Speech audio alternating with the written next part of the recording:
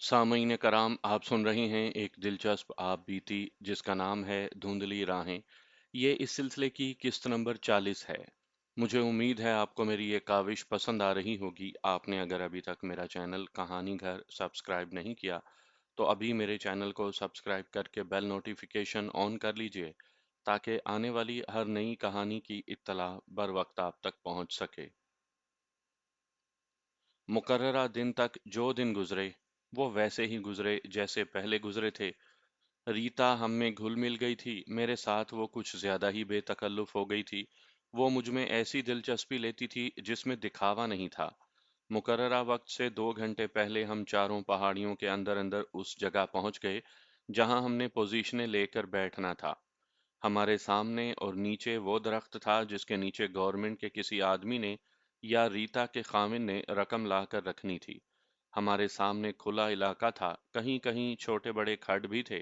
हम हर तरफ देख रहे थे कि पुलिस या फौज तो नहीं आई। हमें ऐसे कोई आसार नजर ना आए। सही वक्त पर एक अंग्रेज जिसने फौजी वर्दी पहन रखी थी सामने आया। वो जहां से सामने आया था वहां दो तीन टीकरियां सी थीं और उनके दाएं बाएं खड्ड थे। रीता मेरे साथ थी। उसने बताया कि ये जो आ रहा है उसका खामिंद लेफ्टिनेंट गुलबर्ट है। उसके हाथ में एक थैली थी। मैं आपको ये बताना ज़रूरी समझता हूँ कि उस ज़माने में करेंसी नोट कम होते थे और रुपए के सिक्के ज़्यादा चलते थे। थैली जो लेफ्टिनेंट गुलबर्ट ने उठा रखी थी वो खासी वजनी मालूम होती थी। उसमें 25,000 रुपयों सिक्कों की सूरत में तो नहीं आ सकते थे। उनमें सिक्कों के साथ नोट भी होंगे। रीता के खामिन ने दरख्त के नीचे आकर थैली जमीन पर रख दी और पहाड़ी की तरफ देखने लगा। हम चारों इकट्ठे छुपे बैठे थे। हम में ये बहस शुरू हो गई कि रीता को साथ ले जाकर थैली उठाने कौन जाए। मुझे मेरे साथी जाने नहीं देते थे। हमीदुल्लाह को भी नूरुल्लाह और बाले ने रोक लिया। बाला या नूरुल्लाह जाना चाहते थे। हमीदुल्लाह ने कहा कि हम हर काम उन दोनों के जिम्मे डाल देते हैं। मुझे अच्छा नहीं लगता कि इस खतरे में भी उन्हें ही भेजा जाए। हम अपनी जबान में बातें कर रहे थे जो रीता नहीं समझ सकती थी, लेकिन इतना तो वो समझती थी कि हम ऐसे वक्त किसी बहस में उलझ गए हैं जब हम में से किसी एक को फौरन नीचे जाना चाहिए। उसने मुझसे पूछा कि हम किस मसले पर बहस कर रहे हैं। मैंने उसे बताया कि हम ये फैसला कर रहे हैं कि हम में से कौन थैली उठाने जाए। मैं जाती हूँ, रीता ने कहा और उठ खड़ी हुई। तुम नहीं जा सकती, मैंने कहा। मुझ पर एतबार करो सिकंदर, रीता ने कहा। मैं अपने हाथ से तुम्हें ये रकम देना चाहती हूँ। ये कहकर वो बड़ी तेजी से नीचे उतर गई। फिर उसने रुक कर पीछे देखा और बोली, अगर मैं इधर आने के बजाय अपने खामिन के साथ चल पड़ूं तो तुम्हारे पास दो बंदूकें, एक राइफल और एक रिवॉल्वर है। मैं और मेरा खामिन तुम्हारे रेंज में होंगे। तुम बड़ी आसानी से हमें गोली मार सकते हो। पेशतर इसके कि हम उसे रोकते या हम में से कोई नीचे जाकर उसे पकड़ता, वो दौड़ पड़ी। उधर से उसका खामिंद उसकी तरफ दौड़ पड़ा। दोनों बेवकूफ हैं, हमीदुल्लाह खान ने कहा। जानते हुए कि हम इन्हें बड़ी आसानी से गोलियों से उड़ा सकते हैं, ये हमें धोखा देने की कोशिश कर रही हैं। हमीदुल्लाह खान ने अपना रिवॉल्वर दोनों हाथों में पकड़कर अपने सामने हाथ एक बड़े पत्थर पर टिकाए और उन दोनों को शिस्त में लेने लगा। मेरे पास राइफल थी जो डाक बंगले के चौकीदार की थी। मैंने राइफल सीधी कर ली, लेकिन नीचे कुछ और ही नक्शा देखा। रीता का खामिंद रीता की तरफ आ रहा था। उसने रीता को बाजुओं में लेने के लिए अपने बाजू फैला रखे थे, मगर रीता उसके बाजुओं में जाने के बजाय उसके करीब से गुजरकर आगे चली गई और थैली के पास जाकर थैली उठा ली। वो थैली दोनों हाथों में उठाकर हमारी तरफ चल पड़ी। लेफ्टिनेंट गुलबर्ट ने उसे रोक लिया, लेकिन वो उसे एक तरफ करके आगे आई। लेफ्टिनेंट गुलबर्ट ने उसे कमर से पकड़ा और पीछे को घसीटा। रीता अपने आप को उससे छुड़ाने की कोशिश करने लगी। लेफ्टिनेंट गुलबर्ट ने रिवॉल्वर निकाल लिया और नाली रीता की तरफ कर दी। फौरन बाद उसने झपटा मारा और रीता के हाथ से थैली ले ली। वो दूसरी तरफ चल पड़ा। उसने रिवॉल्वर बेल्ट में उड़सकर रीता को बाजू से पकड़ा और उसे भी अपने साथ घसीटने लगा। इस सूरत-हाल को हम फौरन समझ गए। रीता रकम हमें देने के लिए ला रही थी, मगर उसके खामिन ने यह देखकर कि उसे अपनी बीवी तो मिल ही गई है, वो इतनी रकम हमें क्यों दे। रकम की थैली रीता से ले ली। मैं इसे नहीं छोड़ूंगा, हमीदुल्लाह खान ने कहा और उसके साथ ही रिवॉल्वर फायर कर दिया। लेफ्टिनेंट गुलबर्ट के हाथ से रकम की थैली गिर पड़ी और उसके हाथ से रीता का बाजू भी छूट गया और वो अपने बाएं कूल्हे पर हाथ रखकर बैठ गया। فوراً ہی اس کی نکر خون سے لال ہو گئی۔ گولی اس کے بائیں کولے میں لگی تھی۔ ریتا نے پہلے اپنے خاوند کو اس کے پاس بیٹھ کر دیکھا کہ اسے گولی کہاں لگی ہے۔ رقم کی تھیلی وہیں پڑی رہی اور ریتا خاوند کو سہارا دے کر درخت کے تنے کی اوٹ میں لے گئی۔ ہم نے دیکھا کہ اس کا خاوند بائیں ٹانگ گھسیٹ رہا تھا۔ ہمیں لیفٹیننٹ گلبرٹ کی بڑی بلند آواز سنائی دی، ایڈوانس! حمید بھائی، میں نے حمید اللہ خان سے کہا، اس نے حملے کا حکم دیا ہے۔ اس سے یہ ظاہر ہوتا ہے کہ فوج یا پولیس کی نفری ان کے ساتھ آئی ہے۔ ایڈوانس کا مطلب یہ ہے کہ آگے بڑھو، ہو سکتا ہے کہ یہ ہمیں گھیرے میں لے لیں۔ میں نے تمہیں بتایا تھا کہ انگریز اتنی سیدھی اور ڈرپوک قوم نہیں کہ ایک عورت کی خاطر ہمیں روپیوں کی تھیلیاں دے دے گی۔ انگریزوں کو میں اچھی طرح جانتا تھا، وہ بہت ہی عقل مند قوم تھی۔ ہم ان کی جس جوان لڑکی کو یرغمال کے طور پر استعمال کر رہے تھے، اسے انہوں نے جال میں دانے کے طور پر استعمال کیا۔ ہم وہاں سے اٹھ کر پیچھے ہٹنے ہی لگے تھے کہ ایک اور منظر دیکھا جو ہمارے لیے عجیب اور حیران کن تھا۔ ریتا اپنے خاوند کو چھوڑ کر ہماری طرف آ رہی تھی۔ رقم کی تھیلی اس کے راستے میں پڑی تھی۔ اب میں نے اسے رائفل کی شست میں لے لیا۔ توقع یہی تھی کہ وہ تھیلی اٹھا کر واپس اپنے خاوند تک جائے گی۔ یہ اس کی حماقت تھی۔ میں دیکھ رہا تھا کہ وہ ادھر آتی ہے یا ادھر جاتی ہے۔ اس نے اپنے خاوند کی طرف ہی جانا تھا اور میری گولی نے اسے خاوند تک پہنچنے نہیں دینا تھا۔ لیکن وہ تھیلی اٹھا کر ہماری طرف دوڑ پڑی۔ وہ 4 5 قدم ہی دوڑی ہوگی کہ اس کے خاوند نے درخت کی اوٹ سے اس پر ریوالور کی یکے بعد دیگرے 2 گولیاں فائر کیں۔ ریتا کے ہاتھ سے تھیلی گری، پھر وہ بھی گر پڑی۔ میں نے اس کے خاوند پر گولی فائر کی، معلوم نہیں اسے لگی یا نہیں، کیونکہ اس کا ایک بازو، اس طرف کا ایک کندھا اور تھوڑا سا سر میرے سامنے تھا۔ سکندر، حمید اللہ نے کہا، ادھر دیکھو۔ میں نے ادھر دیکھا، فوج اور پولیس کی ملی جلی نفری دور سے پہاڑیوں کے دائیں طرف بکھر کر آگے بڑھ رہی تھی، اور کچھ نفری بکھری ہوئی سیدھی آگے آ رہی تھی۔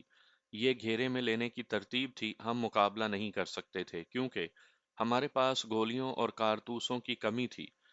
اس کے مقابلے میں فوج کے پاس رائفلوں کے علاوہ جو خطرناک ہتھیار تھے وہ لائٹ مشین گنیں تھیں اور گرنیڈ بھی تھے۔ میں نے اپنے ساتھیوں سے کہا کہ صرف ہتھیار اور گولیاں اپنے ساتھ رکھو اور یہاں سے نکلو۔ میں نے انہیں دریا تک پہنچنے اور دریا میں کود جانے کا کہا، اور ساتھ ہی یہ بھی کہا کہ اپنی اپنی جان بچانے کی کوشش کرنا اور کسی ساتھی کی مدد کے لیے نہ رکنا، ورنہ ایک کے بجائے 2 آدمی مارے جائیں گے۔ ہم چونکہ پہاڑیوں کے اندر کے علاقے سے واقف تھے، اس لیے ہم چاروں ہی اکٹھے اس راستے سے نکلے اور تیز دوڑتے ہوئے غار تک پہنچے۔ وہاں سے دوڑے اور اس جگہ پہنچے جہاں دریا پہاڑیوں کے اندر آ کر مڑ جاتا تھا۔ مجھے معلوم نہیں تھا کہ میرے ساتھیوں میں کوئی ایسا بھی ہے یا نہیں جو تیرنا نہ جانتا ہو۔ راستے میں ہمیں پہاڑیوں کے اندر ایک مشین گن کی تڑ تڑ سنائی دی، پھر ایک گرنیڈ پھٹا۔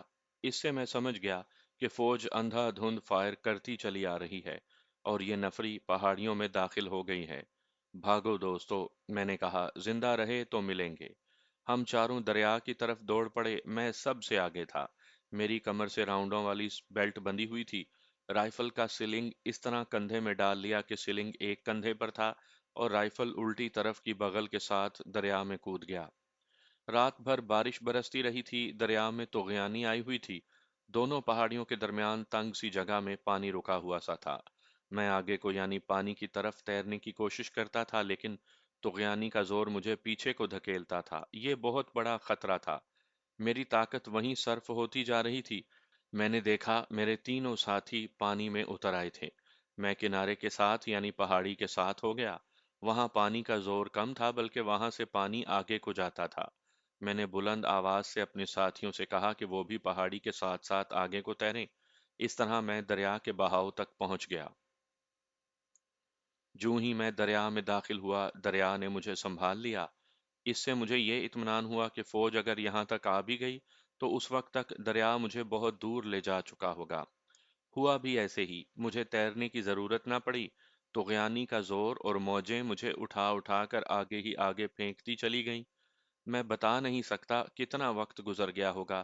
جب موجوں کی شدت میں کمی آ گئی تو میں نے دائیں بائیں دیکھا، وہاں دریا کا پاٹ پھیل گیا تھا جس سے طغیانی کا زور ٹوٹ گیا تھا۔ پہاڑی علاقہ دور پیچھے رہ گیا تھا۔ میں کنارے کی طرف تیرنے لگا، لیکن پانی مجھے آگے ہی آگے لے جا رہا تھا۔ मैं ये भी देख रहा था कि किसी आबादी के करीब किनारे ना लगूं। एक जगह मुझे दाएं तरफ घना जंगल नजर आया। मैं उधर को तैरने लगा और किनारे जा लगा। मेरे इर्द गिर्द घना जंगल था और पानी जंगल के अंदर तक चला गया था। मैं पानी में चलता चलता खुश्की पर पहुंचा। जिस्म में इतनी ताकत नहीं रही थी कि जरा घूम फिर कर देख सकता कि आगे और दाएं बाएं क्या है। वहां जंगल ही जंगल था। मैंने इतनी हिम्मत की कि ऐसी जगह जा खड़ा हुआ जहां से मुझे दरिया की पूरी चौड़ाई दिखाई दे रही थी, लेकिन उसमें मुझे अपना कोई एक भी साथी नजर न आया। मैं तन्हा रह गया था। राइफल, चंद राउंड्स और कुछ पैसे मेरे पास थे। वो वक्त आज ख्वाब की तरह याद आता है। वीराना था। एक दूसरे से दूर दूर दरख्त थे। उनमें कई किस्म के दरख्त थे। पीपल और बड़ के दरख्त ज्यादा थे। बड़ के बाज दरख्त तो बहुत ही पुराने थे, बहुत बड़े बड़े गुंबदों की तरह थे, बहुत ऊंचे और फैले हुए।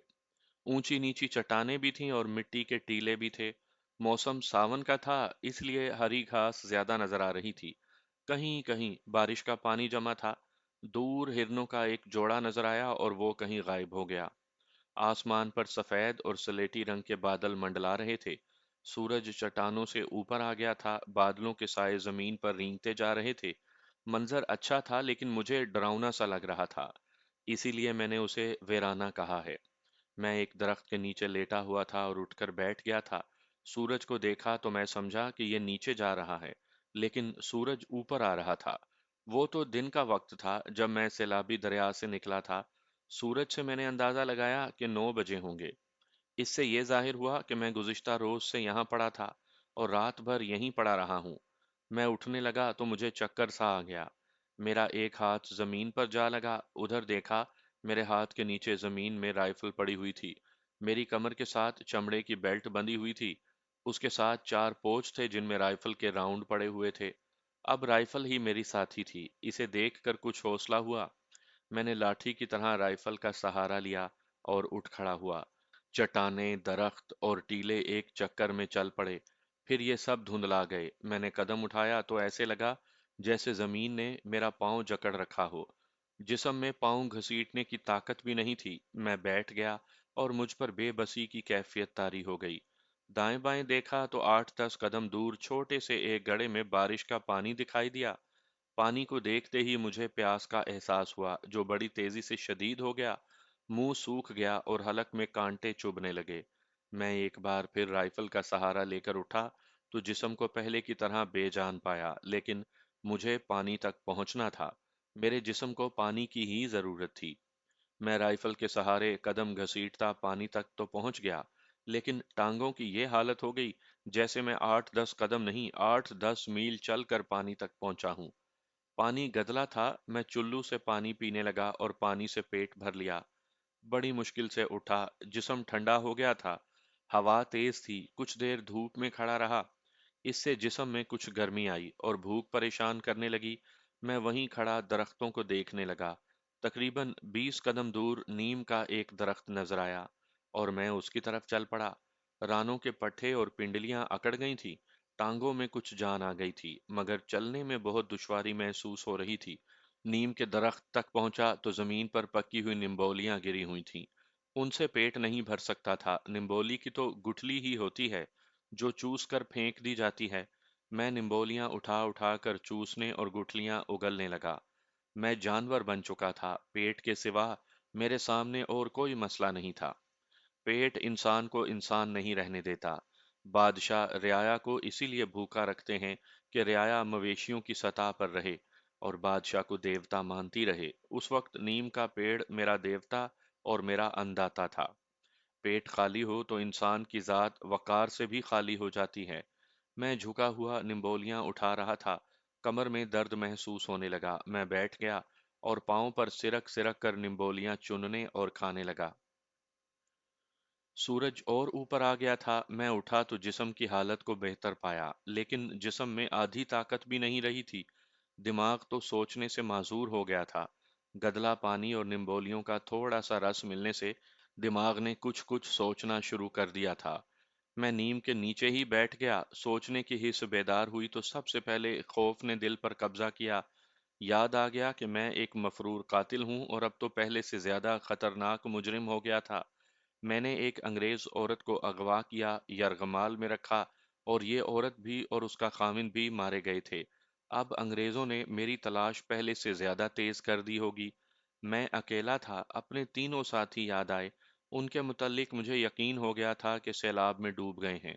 حمید اللہ خان نوابزادہ تھا، بے شک وہ جنگلوں اور بیابانوں میں بھٹکتا اور غاروں میں چھپتا پھر رہا تھا۔ اس کے جسم میں طاقت بھی تھی، لیکن میں اس سے یہ توقع نہیں رکھ سکتا تھا کہ وہ اتنے تیز و تند سیلاب میں تیر کر کنارے لگ جاتا۔ میرے دوسرے دو ساتھی بالا اور نور اللہ تو جرائم پیشہ تھے۔ چرس اور دیسی شراب پی پی کر انہوں نے اپنے جسم کھوکھلے کر رکھے تھے۔ ان کے لیے تو اس سیلاب سے زندہ نکل آنا ممکن ہی نہیں تھا۔ مجھے جب اپنے ساتھی یاد آئے تو ذہن میں یادیں لوٹ آئیں۔ یادیں دھندلی تھیں اور ایسے لگ رہا تھا جیسے میں نے رات کو خواب دیکھا تھا جو ذہن سے اتر گیا ہے اور اسے یاد کرنے کی کوشش کر رہا ہوں۔ مجھے سیلاب یاد آیا، موجیں اوپر لے جاتی اور پٹکتی تھیں اور میں ڈوب جاتا تھا۔ میں کنارے کی طرف تیرنے کی کوشش کرتا تھا مگر سیلاب اس قدر تند تھا کہ ایک انچ بھی دائیں یا بائیں نہیں ہونے دیتا تھا۔ مجھے ایسا خطرہ نہیں تھا کہ میں ڈوب جاؤں گا۔ میں نے اپنے آپ کو سیلاب کے حوالے کر دیا اور ڈوبنے سے بچنے کے لیے ہاتھ پاؤں مارتا رہا۔ مجھے چوٹیں بھی آئی تھیں۔ ایک درخت بہتا آ رہا تھا، اس کا تنا تین چار بار میری پیٹھ پر لگا تھا۔ میں نے ڈبکی لگائی تو درخت اوپر سے گزر گیا۔ دریا کے دو موڑ آئے تھے، وہاں کنارے اونچے اور چٹانی تھے۔ دونوں موڑوں پر میں ان کناروں سے ٹکرایا تھا۔ اتنے تیز و تند سیلاب میں تو میں ایک تنکا تھا۔ جب دریا کا پاٹ پھیل گیا اور سیلاب کا زور ٹوٹ گیا تھا تو میں نے کنارے کی طرف تیرنے کی کوشش کی تھی۔ میں نے اسی وقت محسوس کر لیا تھا کہ میرے جسم کی طاقت بہت کم ہو گئی ہے۔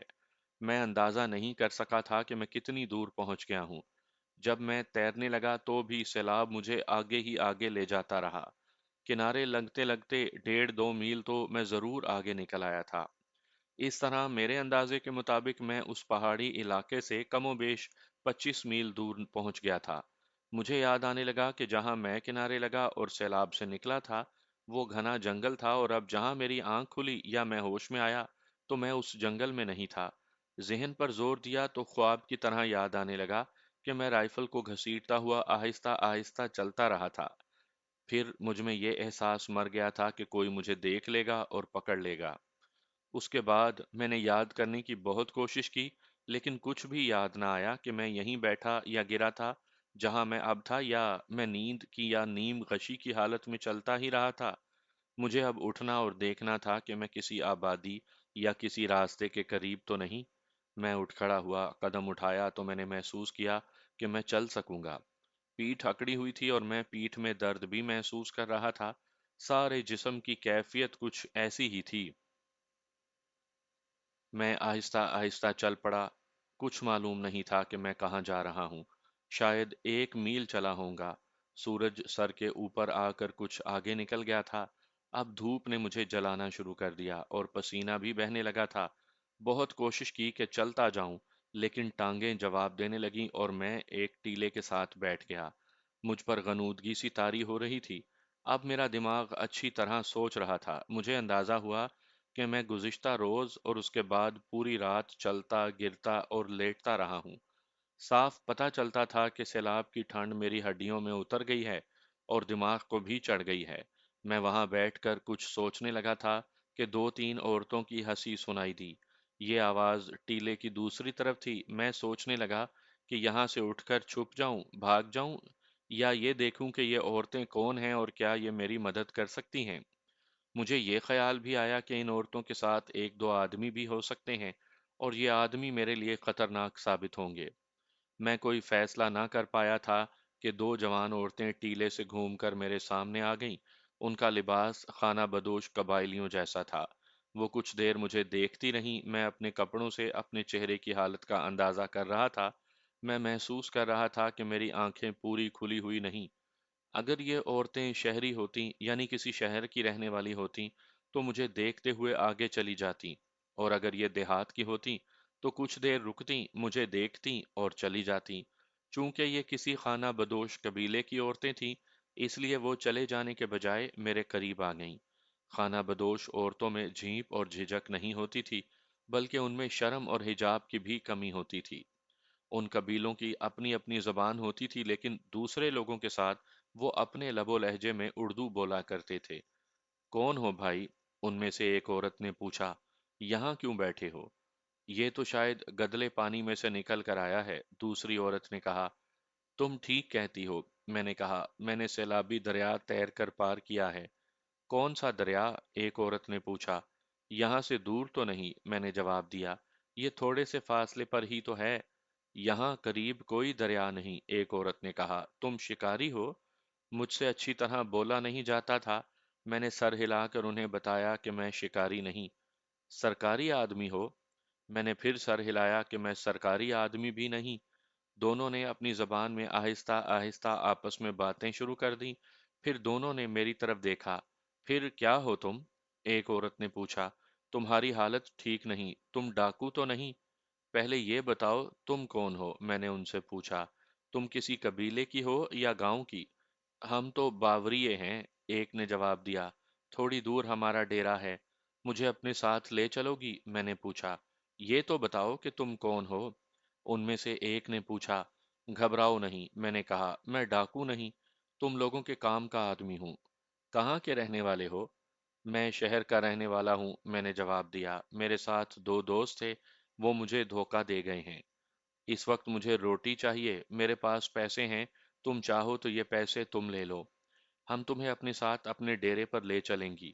ان میں سے ایک عورت نے کہا، تم یہ سوچ لو کہ ہمارے آدمی بہت ہوشیار ہیں، اگر تم نے ان کے ساتھ جھوٹ بولا تو وہ تمہیں زندہ نہیں چھوڑیں گے۔ مجھے کھانے کے لیے کچھ چاہیے، میں نے فاقے کی ماری ہوئی نحیف آواز میں کہا۔ جو کوئی مجھ پر یہ احسان کرے گا اس کا میں ساری عمر غلام رہوں گا۔ تم تو کہیں جا رہی تھی۔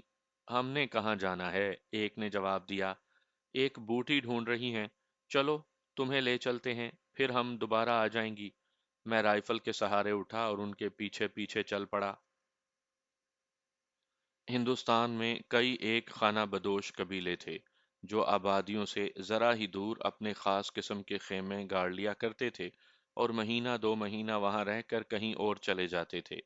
ان میں کچھ قبیلے، جن میں باوریا قبیلہ خاص طور پر قابل ذکر ہے، جرائم پیشہ تھے۔ بظاہر یہ کچھ اور کام کرتے تھے، بعض چھریاں، چاقو اور کینچیاں بناتے تھے جو ان کی عورتیں شہروں میں گلیوں میں پھر پھر کر بیچتی تھیں۔ یہ لوگ رہزنی بھی کرتے تھے اور ڈکیتی کی وارداتیں بھی کر جاتے تھے۔ ان کی عورتیں اور جوان لڑکیاں بھی مکمل طور پر بے حیا ہوتی تھیں۔ ان کے متعلق مشہور ہے کہ، اور یہ بالکل صحیح بھی ہے، کہ پولیس کبھی ان میں سے کسی کے ڈیرے پر یعنی خیمہ گاہ پر چھاپا مارنے جاتی تھی تو پولیس کو دور سے دیکھ کر عورتیں تمام کپڑے اتار کر ننگی ناچنے لگتی تھیں۔ اگر پولیس کے آدمی بہت ہی ڈھیٹ ہوتے تو آگے چلے جاتے تھے۔ پھر یہ عورتیں ان کے ساتھ بیہودہ حرکتیں اور باتیں کر کے انہیں بھاگ جانے پر مجبور کر دیتی تھیں۔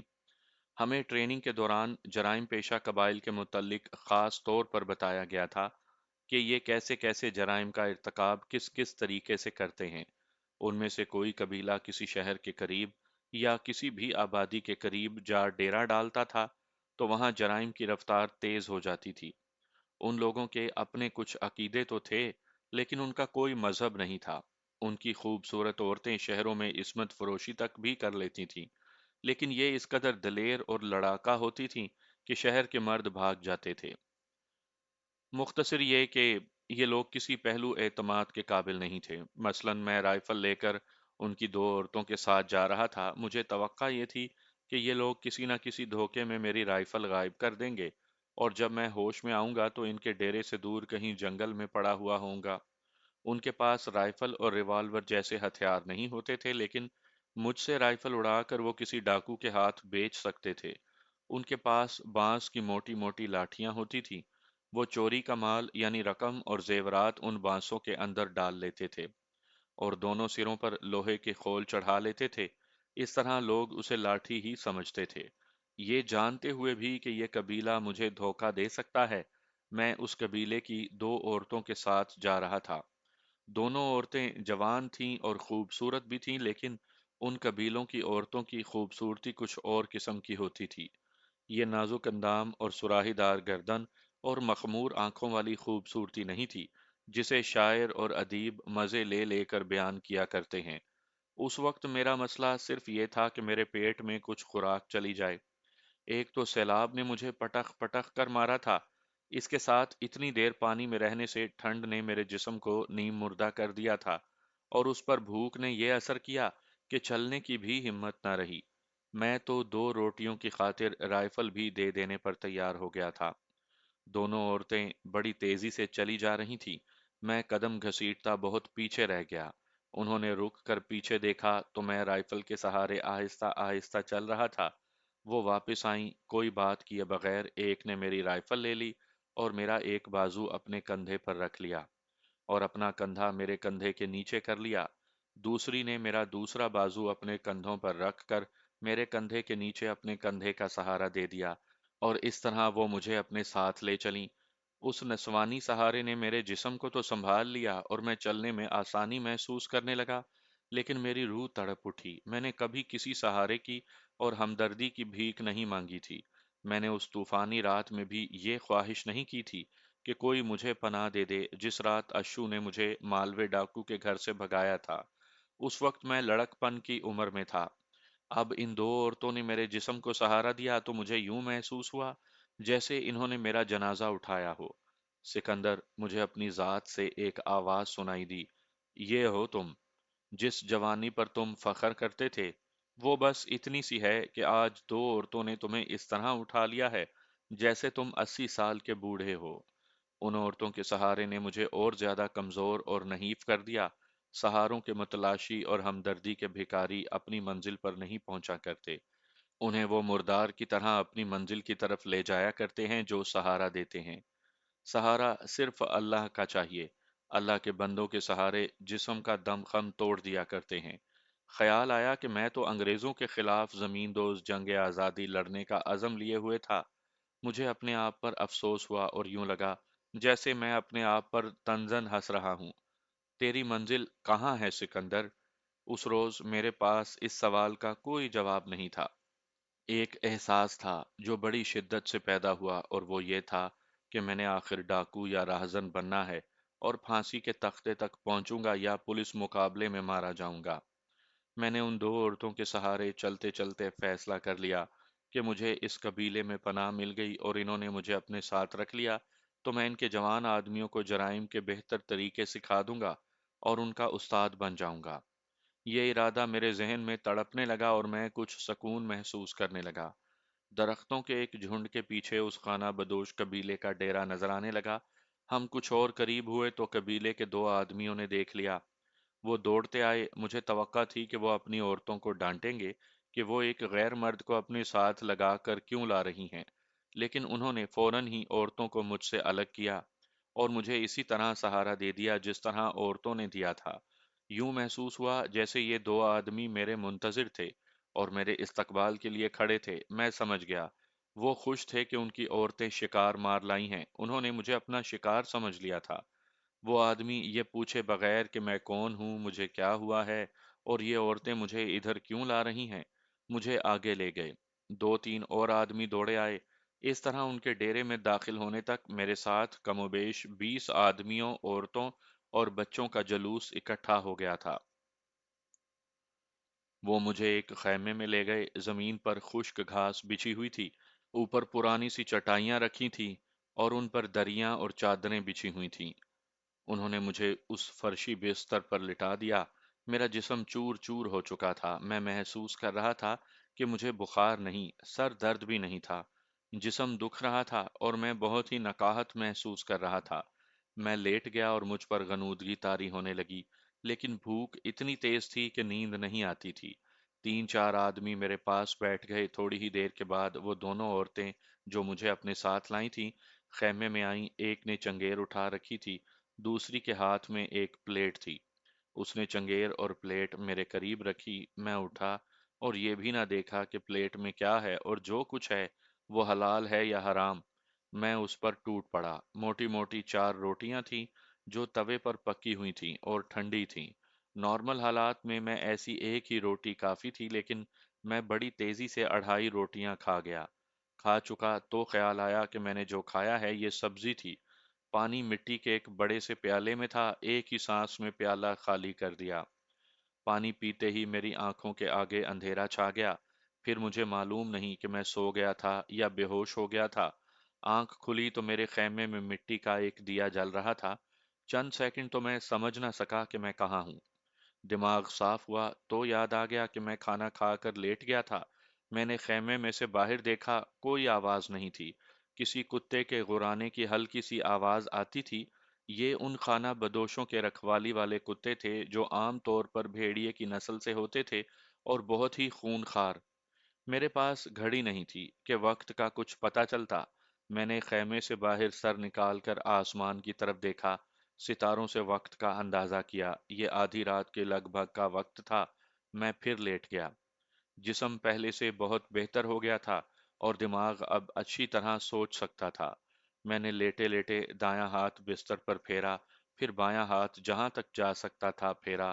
میں اچھل کر اٹھا، میری رائفل وہاں نہیں تھی۔ میں نے بستر کے نیچے دیکھا، چھوٹے سے اس خیمے میں ہر طرف دیکھا، رائفل نہ ملی۔ میں نے ایمونیشن کی جو بیلٹ باندھ رکھی تھی وہ بھی غائب تھی۔ مجھ پر خوف طاری ہو گیا۔ اب ان لوگوں نے یہ کرنا تھا کہ مجھے مار کر یا دھوکے میں کچھ پلا کر بے ہوش کر دینا تھا اور کہیں دور کسی کھڈ نالے میں پھینک آنا تھا۔ ایک ارادہ یہ دل میں آیا کہ اٹھوں اور دبے پاؤں یہاں سے نکل جاؤں، لیکن ان کے کتوں کا خیال آ گیا جو ان کے ڈیروں کے ارد گرد گھوم پھر رہے تھے۔ میں ان کے لیے اجنبی تھا، وہ مجھے چیر پھاڑ دیتے۔ ان کے ڈر سے میں خیمے میں ہی رہا اور میں کوشش کرنے لگا کہ جاگتا رہوں۔ مجھ پر کسی نہ کسی طرح حملہ ضرور ہونا تھا۔ میں اس ڈر سے بھی خیمے سے نہیں نکل سکتا تھا کہ ان لوگوں نے ضرور پہرا بٹھایا ہوگا۔ ایک خطرہ یہ بھی محسوس ہونے لگا کہ ان میں سے کسی نے مجھے پہچان نہ لیا ہو اور انہوں نے کوئی آدمی تھانے اطلاع دینے کے لیے بھیج نہ دیا ہو۔ ان لوگوں کے لیے 10,000 روپیہ قارون کا خزانہ تھا۔ میں اذیت ناک الجھن میں مبتلا ہو گیا تھا۔ رائفل اور ایمیونیشن کے بغیر میں کچھ بھی نہیں تھا۔ دماغ نے فرار کے کچھ طریقے سوچے، لیکن فرار کے ہر راستے پر ان کے خونخوار کتے اور ان کے پہرے دار کھڑے تھے۔ اگر یہ لوگ میرے ساتھ مخلص ہوتے تو ان میں سے کوئی ایک آدھ میرے خیمے میں سوتا اور رائفل میرے پاس ہوتی۔ میں جال میں آ گیا تھا، نکلنا مشکل نظر آتا تھا۔ نیند اڑ گئی، مجھے ان لوگوں کی روٹی بہت مہنگی پڑی تھی۔ باقی رات گزرتی گئی، میرے لیے ایک ایک منٹ ایک ایک گھنٹے کے برابر تھا۔ ان لوگوں کی خیمہ گاہ میں حرکت ہونے لگی۔ ان کے مرغ کچھ دیر سے بانگیں دے رہے تھے، پھر ان کی بکریاں ممیانے لگیں۔ ان کے دودھ دینے کا وقت ہو گیا تھا۔ مجھے فجر کی اذان کی آواز کہیں سے بھی سنائی نہ دی۔ دور کی آواز آنی چاہیے تھی، وہ بھی نہ آئی۔ اس سے مجھے اندازہ ہوا کہ دور دور تک کوئی آبادی نہیں۔ وہ علاقہ ہندوؤں کی اکثریت کا تھا، لیکن جہاں صرف 3 4 مسلمان ہوتے تھے، وہ فجر کی اذان ضرور دیتے تھے۔ میں گھٹنوں پر سر رکھ کر بیٹھ گیا۔ تم جاگ رہے ہو؟ ایک عورت کی آواز آئی۔ میں نے دیکھا، خیمے میں ان میں سے ایک عورت آ کر بیٹھ گئی تھی جو مجھے اپنے ساتھ لائی تھی۔ اب حالت کیسی ہے؟ اس نے پوچھا۔ اب تو ٹھیک ہوں، میں نے کہا۔ میری رائفل کس کے پاس ہے؟ جھری بابا کے پاس، اس نے جواب دیا۔ فکر نہ کرو، جھری بابا ہم سب کا دادا اور دیوتا ہے۔ وہ تمہیں اپنے پاس بلائے گا یا تمہارے پاس آئے گا۔ تم نے بتایا نہیں تم کون ہو اور اس بیابان میں کس طرح آئے تھے اور تمہارا یہ حال کس طرح ہوا ہے۔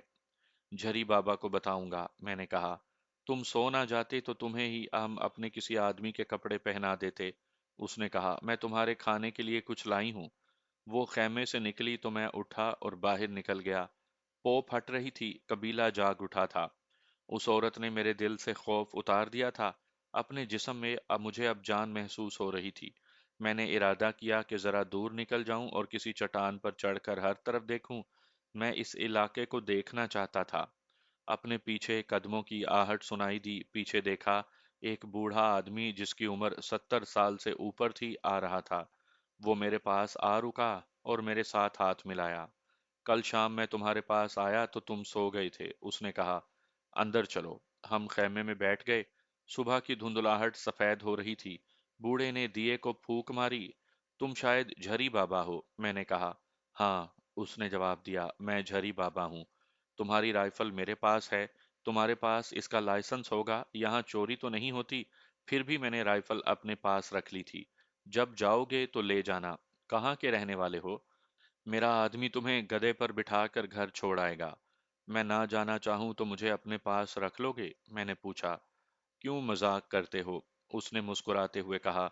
तुम्हारी दाढ़ी से पता चलता है कि तुम मुसलमान हो और तुम्हारा चेहरा बताता है तुम इल्म वाले हो। जितने दिन रहना चाहोगे खुशी से रहो। इस जंगल में किस तरह आ निकले थे? क्या हो गया था? झरी बाबा, मैंने कहा, मैं तुम्हारे साथ साफ और सच्ची बात करूंगा।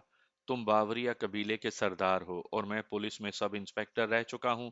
मैं अच्छी तरह जानता हूं कि तुम लोग कैसी कैसी वारदातें करते हो। उसके चेहरे पर हैरत का तासुर आ गया। मैं देख चुका था कि ये बूढ़ा, जो बज़ाहिर गंवार और पसमानदा है, दानिशमंद है और तजर्बाकार भी है। मैंने उसके साथ बहुत बातें की और उसकी बातें सुनी भी। उसके पास किताबों का इल्म नहीं, वो किसी कॉलेज और यूनिवर्सिटी में नहीं गया था, लेकिन उसमें जो जहानत थी वो किताबों और कॉलेजों में कम ही मिल सकती है। उसने इंसानों को और हालात को पढ़ा था और मुझ जैसे कई पुलिस अफसरों को उंगलियों पर नचाया था। इस किस्म के जराइम पेशा लोग बहुत ज़हीन और दानिशमंद होते हैं।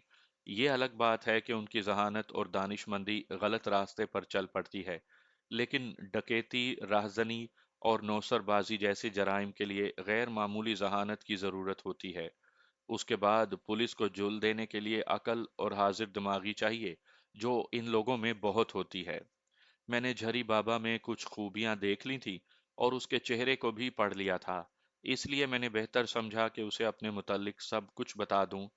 वो तो पहले ही मुझे हैरत से देख रहा था, क्योंकि मैंने उसे कह दिया था कि मैं पुलिस अफसर रह चुका हूं। मेरे साथ सीधी बात करो, उसने कहा। अगर तुम सीआईडी के आदमी हो तो सारी उम्र पछताओगे, और अगर मुझ पर रोब डालने के लिए कहा है कि तुम सब इंस्पेक्टर रह चुके हो तो यहाँ से जिंदा नहीं निकल सकोगे। अपनी असलियत बताओ। अगर किसी मुसीबत के मारे हुए इधर आ निकले हो तो बता दो। मदद इमदाद करेंगे, जहां जाना चाहोगे वहां पहुंचा देंगे। फौज के भगोड़े तो नहीं? नहीं बाबा जान, नहीं, मैंने कहा। मैंने जो कह दिया है वही ठीक है। पुलिस के भगोड़े हो? नहीं, मैंने जवाब दिया। तुमने कह तो दिया है कि मेरी मदद इमदाद करोगे, लेकिन मैं तुम्हें असल बात बताऊंगा तो घबरा जाओगे। तुमने मुझे सीआईडी का आदमी कहा है, लेकिन तुम खुद सीआईडी के आदमी बन जाओगे। तुम मुखबरी करके मुझे पकड़वा दोगे। बात करो, बात करो, उसने कहा। तुमने ये जाहिर कर दिया है कि तुम आम आदमी नहीं। अब पूरी बात बता दो। हमारी पनाह में जो आ जाता है उसे हम धोखा नहीं दिया करते। मैं ऐसा कम अकल तो नहीं था कि एक अजनबी आदमी को, जो जराइम पेशा भी था, अपना भेद दे देता। लेकिन मेरी उस वक्त हालत ऐसी थी कि मैं शायद अच्छी तरह सोच नहीं सका था, और मैं ऐसी सूरत हाल में फंस गया था कि मुझे अपना आप जाहिर करना पड़ा। मैं कातिल हूँ, मैंने कहा। भागा भागा फिर रहा हूँ। किसे कत्ल किया है? एक अंग्रेज पुलिस कप्तान को, मैंने जवाब दिया। तुम्हें बताऊंगा तो शायद तुम खुश होगे। खुश तो बाद में होऊंगा, उसने कहा। पहले तो मैं हैरान हो रहा हूं कि तुमने पुलिस कप्तान को कत्ल किया है। वजह क्या हुई थी? गौर करो झरी बाबा, मैंने कहा। तुम्हारी बेटी को कोई जबरदस्ती पकड़कर जंगल में ले जा रहा हो और लड़की रो रही हो तो तुम क्या करोगे? उस आदमी का सर खोल दूंगा, उसने कहा। उस पुलिस कप्तान ने तुम्हारी बहन या बीवी पर हाथ डाला था? नहीं, मैंने कहा। वो मेरी कुछ नहीं लगती थी, वो एक गरीब आदमी की बेटी थी। मैं सब इंस्पेक्टर था, मैं सीआईडी का सब इंस्पेक्टर था। अंग्रेज पुलिस कप्तान साथ था, वो लड़की को जबरदस्ती बेआबरू करने की कोशिश कर रहा था। मैं पागल हो गया और चाकू निकाल कर उस अंग्रेज को कत्ल कर दिया। लड़की को भगा दिया और खुद मफरूर हो गया। मैंने एक गरीब और बेआसरा लड़की की इज्जत पर अपनी जान, अपना ओहदा और अपनी नौकरी तक कुर्बान कर दी। अब मैं अपने घर भी नहीं जा सकता। ये राइफल कहाँ से ली है? उसने पूछा। चोरी की राइफल है, मैंने कहा। पुलिस की है? उस रोज से भागता और छुपता फिर रहा हूँ। झरी बाबा ने मुझसे बहुत सवालात पूछे। मैंने हर सवाल का जवाब गलत दिया। ये भी गलत बताया कि मैंने डीएसपी को कहाँ कत्ल किया था। ये भी ना बताया कि मैं एक बार गिरफ्तार हो गया था और रेलगाड़ी से फरार हुआ था। मैं फिर जहाँ जहाँ रहा और मुझ पर जो बीती वो ना बताई। हमीदुल्लाह खान और अपने दूसरे साथियों का भी जिक्र ना किया। अंग्रेज औरत रीता के अगवा का वाकया भी ना सुनाया, और ये भी ना बताया कि मेरी गिरफ्तारी पर 10,000 रुपया इनाम दिया जाएगा। मैंने उन्हें अपना नाम भी गलत बताया। मैं सैलाब में से निकला हूँ, मैंने कहा। دریا کے پار خطرہ تھا، دریا میں سیلاب آیا ہوا تھا۔ میں اس میں کود گیا اور 4 5 گھنٹے بہتا بہتا اس طرف پہنچا، پھر میں بے ہوشی میں چلتا رہا۔ اب کیا کرو گے؟ اس سوال کا جواب تم ہی دو جھری بابا، میں نے کہا۔ میں تو یہی کہوں گا کہ مجھے اپنے پاس رکھ لو اور مجھ سے اپنی خدمت کرواؤ۔ تم میری خدمت کیا کر سکتے ہو؟ جھری بابا نے پوچھا۔ بابا جان، میں نے اس کے کندھے پر ہاتھ رکھ کر کہا، میں پولیس میں رہا ہوں۔ اگر میں تمہیں نہیں جانتا تو تم جیسے باوریوں کو اچھی طرح جانتا ہوں۔ کیا تم مجھے یہ بتانا چاہتے ہو کہ تم شریف آدمی ہو؟ میں تمہاری یہ خدمت کر سکتا ہوں کہ جو تم کرتے ہو وہ میں بھی کروں گا۔ میں تمہاری یہ مدد کر سکتا ہوں کہ تمہیں بتاؤں گا کہ پولیس مجرموں کا سراغ کس طرح لگاتی ہے اور کس طرح پکڑتی ہے۔ میں ایسے طریقے سے ڈکیتی اور راہزنی کی وارداتیں کروں گا کہ پولیس کو پتہ ہی نہ چلے گا کہ یہ واردات کس نے کی ہے۔ میں اس کے سوا اور کر ہی کیا سکتا ہوں؟ پہلی بات یہ بتاؤ، اس نے کہا، میں تم پر اعتبار کس طرح کروں؟ کچھ دن اپنے پاس رکھ کر دیکھ لو، میں نے کہا، لیکن ایک بات بتا دیتا ہوں، میں چھوٹی چھوٹی وارداتیں نہیں کروں گا۔ مجھے 4 5 ایسے جوان دے دو جن میں عقل ہو اور ان کے دل مضبوط ہوں، میں انہیں شاگرد رکھوں گا اور ان سے چلتی ریل گاڑیوں میں ڈکیتی کی وارداتیں کرواؤں گا۔ اس نے میرے ساتھ جرائم کے متعلق باتیں شروع کر دیں، ادھر ادھر کی باتیں بھی ہوئیں۔ میں چونکہ جرم و سزا کی دنیا کا آدمی تھا، اس لیے میرے منہ سے ایسی باتیں نکلتی رہیں جن سے وہ متاثر ہوا اور اسے یہ شک نہ ہوا کہ میں اناڑی ہوں اور مجھے کسی استاد کی ضرورت ہے۔ میرا عزم تو کچھ اور تھا، میں ڈاکو نہیں بننا چاہتا تھا۔ میں نے انگریزوں کی بادشاہی کے خلاف لڑنا تھا، لیکن میرے اس عزم کو یہ لوگ نہیں سمجھ سکتے تھے۔ ان کے لیے آزادی اور غلامی میں کوئی فرق نہیں تھا۔ یہ آزاد لوگ تھے، آزاد ماحول اور آزاد فضاؤں میں رہتے تھے۔ انگریزوں کے خلاف انہیں صرف یہ شکایت تھی کہ یہ جرم کرتے تھے اور انگریزوں کی پولیس انہیں پکڑتی تھی۔ انگریزوں کے قانون کو یہ لوگ اپنے ملک کا قانون نہیں سمجھتے تھے۔ ان کے ساتھ ایسی بات کرنا بھینس کے آگے بین بجانے والا معاملہ تھا کہ دہشت گردی کے ذریعے انگریزوں کے خلاف لڑنا ہے۔ مجھے کچھ عرصے کے لیے پناہ کی ضرورت تھی جو یہیں مل سکتی تھی، لیکن یہ مجھے فارغ تو نہیں بٹھا سکتے تھے۔ میرے پاس رائفل ہے، میں نے کہا، اگر تم نے مجھے اپنے آدمی دے دیے تو میں ایسی 2 3 اور رائفلیں اڑا کر لا سکتا ہوں۔ اس بوڑھے نے شاید یقین کر لیا تھا کہ میں اسے دھوکہ نہیں دے رہا۔ سن لڑکے، اس نے کہا، میں خود ڈاکو رہا ہوں اور میری عقل دیکھ کہ ایک بار بھی نہیں پکڑا گیا۔ مال اسی ڈیرے میں آتا رہا، پولیس نے کئی بار چھاپا مارا لیکن مال کی بھنک بھی نہ ملی۔ اب بوڑھا ہو گیا ہوں، میرا قبیلہ چھوٹی موٹی وارداتیں کرتا ہے لیکن مجھے مزہ نہیں آتا۔ مزہ آئے گا، میں نے کہا، مجھے آدمی دے دو۔ آدمی بہت ہیں، اس نے کہا، پہلے تو یہ دیکھنا ہے کہ تم کچھ کر بھی سکتے ہو یا نہیں۔ پھر تم نے دیکھنا ہے کہ میرے آدمی کوئی بڑی واردات کرنے کے قابل ہیں یا نہیں۔ لیکن یہ سوچ لو کہ تمہیں کسی بھی وقت اپنا گھر یاد آ جائے گا یا شہر کی زندگی یاد آ جائے گی تو تم رخصت ہو جاؤ گے، یا یہ کہو گے کہ کچھ دن گھوم پھر آؤں۔ اگر تم چلے گئے تو پکڑے بھی جا سکتے ہو۔ میں نے کہیں بھی نہیں جانا بابا جان، میں نے کہا، دنیا میں 2 3 دوستوں کے سوا میرا کوئی بھی نہیں، اپنا کوئی عزیز رشتہ دار بھی نہیں۔ ہم اتنی دیر بیٹھے یہ باتیں کرتے رہے کہ دوپہر کا کھانا وہیں خیمے میں کھایا۔ میں نے دیکھا کہ جھری بابا کو اس کا قبیلہ پیروں کی طرح مانتا تھا۔ اس نے میرے متعلق یہ فیصلہ کیا کہ میں کچھ دن اس کے ساتھ رہوں اور اس کے قبیلے میں گھل مل جاؤں، پھر اپنے مطلب کے کچھ آدمی اکٹھے کر لوں۔ 3 4 آدمیوں کے نام تو اس نے بتا دیے اور کہا کہ ان پر ہر حالت میں بھروسہ کیا جا سکتا ہے۔ دن کا پچھلا پہر تھا جب اس نے ایک آدمی کو بلا کر کہا کہ میرے لیے کپڑے لے آئے۔ پھر اس نے مجھے کہا کہ میں نہا لوں اور کپڑے بدل لوں۔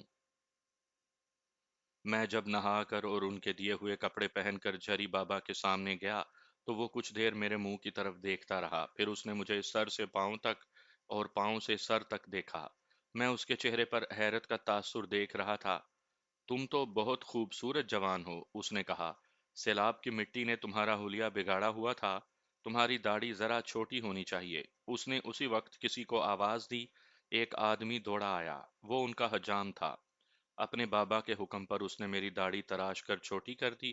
میں نے اس کے چھوٹے سے آئینے میں اپنا چہرہ دیکھا تو مجھے اتنی سی داڑھی اچھی لگی۔ میرے قریب آ جاؤ، اس نے کہا۔ میں اس کے قریب سے رک گیا۔ ایک ضروری بات کرنی ہے، اس نے کہا، پہلے یہ بتاؤ کہ تمہاری بیوی ہے، بچے ہیں؟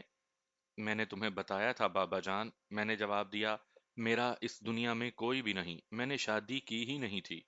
اگر تمہیں کبھی عورت کی ضرورت محسوس ہو تو مجھے بتانا، اس نے کہا، میں تمہاری شادی کروا دوں گا۔ میرے اس ڈیرے میں کسی لڑکی پر نظر رکھ کر کوئی الٹی سیدھی حرکت نہ کر بیٹھنا، ایسی حرکت کرنی ہوتی تو میں اب تک پکڑا جا چکا ہوتا۔ میں نے کہا، بابا جان، اگر میں تمہیں بتاؤں کہ میں عورتوں سے کس طرح بچتا رہا ہوں تو تم نہیں مانو گے، تم سمجھو گے کہ یہ شرافت کا روب جما رہا ہے۔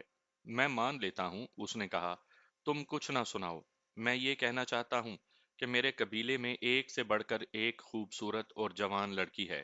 میں جانتا ہوں یہ لڑکیاں شہر میں جا کر کیا کرتی ہیں۔ یہ ایسا بکاؤ مال بھی نہیں کہ جس نے پیسے کی جھلک دکھا دی اس کے پیچھے چل پڑی۔ یہ تو بڑے بڑے استادوں کو بھی چکر دے آتی ہیں، لیکن تم بہت خوبصورت جوان ہو سکتا ہے کوئی لڑکی تمہارے پیچھے پڑ جائے، اس سے بچنے کی کوشش کرنا۔ ہم لوگ ان معاملات میں بڑے سخت ہیں، ایک تو آپس میں لڑائی جھگڑے ہوتے ہیں اور دوسرا نقصان یہ ہوگا کہ تم کسی کام کے نہیں رہو گے۔ میں نہیں چاہتا کہ تم یہاں کسی کی دشمنی مول لو۔ میں نے اسے تسلی دی کہ میں ان چکروں میں پڑنے والا آدمی نہیں ہوں۔ میں یہ مان لیتا ہوں کہ تم ان چکروں میں نہیں پڑو گے، جھری بابا نے کہا، لیکن ہماری عورتیں اتنی تیز ہیں کہ ان میں سے کسی نے تمہیں چکر دینے کا ارادہ کر لیا تو تم اس کے جال میں آنے کے سوا کچھ نہیں کر سکو گے۔ 3 4 دن ہی گزرے ہوں گے کہ پہلا جال مجھ پر آ گیا۔ میں نے ان 3 4 دنوں میں قبیلے کے تمام آدمیوں کے ساتھ دوستی پیدا کر لی تھی اور اپنے مطلب کے چند ایک آدمی بھی دیکھ لیے تھے۔ میں نے تمام جوان عورتوں اور جوان لڑکیوں کو بھی دیکھ لیا تھا۔ جھری بابا نے ٹھیک کہا تھا کہ اس قبیلے میں ایک سے بڑھ کر ایک خوبصورت لڑکی ہے۔ وہ شرمانے والی لڑکیاں نہیں تھی، مردوں کی طرح کھل کر اور بے تکلفی سے بات کرتی تھی۔ شام کا وقت تھا، میں ٹہلتا ٹہلتا ڈیرے سے کچھ دور نکل گیا۔ ایک جگہ مجھے بڑی خوبصورت لگی۔ ارد گرد ہری بھری ٹیکریاں تھیں، ان کے نیچے اوپر گھنے درخت تھے اور ان کے درمیان سبزہ تھا۔ ایک بڑ کا درخت تھا جو بہت ہی پھیلا ہوا تھا۔ میں وہاں ٹہلنے لگا، کچھ دیر کے بعد مجھے اپنے پیچھے قدموں کی سرسراہٹ سنائی دی۔ میں نے گھوم کر دیکھا، وہ اسی قبیلے کی ایک جوان لڑکی تھی جس کا نام پھولاں تھا۔ وہ بہت خوبصورت تو نہیں تھی، لیکن چہرے کے رنگ اور جسم کی ساخت کی وجہ سے وہ دل کو اچھی لگتی تھی۔ وہ مجھے دیکھ کر مسکراتی ہوئی میرے پاس آ کر رکی۔ کیا کر رہے ہو یہاں؟ اس نے مجھ سے پوچھا۔ اور تم کیا لینے آئی ہو یہاں؟ تمہیں دیکھ کر آ گئی ہوں، اس نے جواب دیا۔ فوراً چلی جاؤ، میں نے کہا۔ مجھے نمک حرام نہ بناؤ، میں جانتا ہوں تم میرے پیچھے کیوں آئی ہو۔ بڑے پتھر دل ہو، اس نے کہا اور جانے کے بجائے میرے اور قریب ہو گئی۔ میں نے اس لڑکی کو پہلے دیکھا تھا، اس کا انداز اور اس کی حرکتیں قبیلے کی دوسری لڑکیوں سے بالکل مختلف تھیں۔ بعض اوقات مجھے شک ہوتا تھا کہ یہ اس قبیلے کی لڑکی نہیں بلکہ اسے اغوا کر کے یہاں لایا گیا ہے۔ بال شہری لڑکیوں کی طرح بناتی تھی۔ قبیلے کی عورتیں گھاگرا پہنتی تھیں لیکن پھولاں شلوار پہنتی تھی اور قمیض بھی۔ اس کی چال ڈھال تہذیب یافتہ عورتوں کی طرح تھی، لیکن اس کی باتیں عادتیں انہی لوگوں جیسی تھیں جن میں وہ جنی پلی تھی۔ یوں سمجھ لیں کہ وہ شہری لڑکی بننے کی کوشش کر رہی تھی۔ میں نے اسے بڑی مشکل سے ٹالا۔ ٹالنا بہت ضروری تھا، میں ان لوگوں کے ساتھ کسی قسم کی دھوکے بازی نہیں کرنا چاہتا تھا۔ میں ابھی اس قسم کی عیاشیوں میں پڑنے کی حالت میں نہیں تھا۔ رات کو ان عورتوں میں سے جو ایک مجھے یہاں لائی تھی مجھے کھانا دینے آئی اور میرے پاس بیٹھ گئی۔ وہ بھی جوان عورت تھی اور شکل و صورت بھی اچھی تھی۔ چونکہ یہ لوگ پیدل کئی کئی میل چلتے تھے اور عورتیں بھی محنت اور مشقت کرتی تھیں، اس لیے ان کے جسم بہت اچھے لگتے تھے۔ یہ عورت جو میرے پاس بیٹھی تھی جسم کی ساخت کے لحاظ سے جاذب نظر تھی، لیکن اس کے انداز میں کچھ ایسا خلوص اور کچھ ایسی بے ساختگی تھی کہ میں اسے صرف احترام کی نظر سے دیکھ رہا تھا۔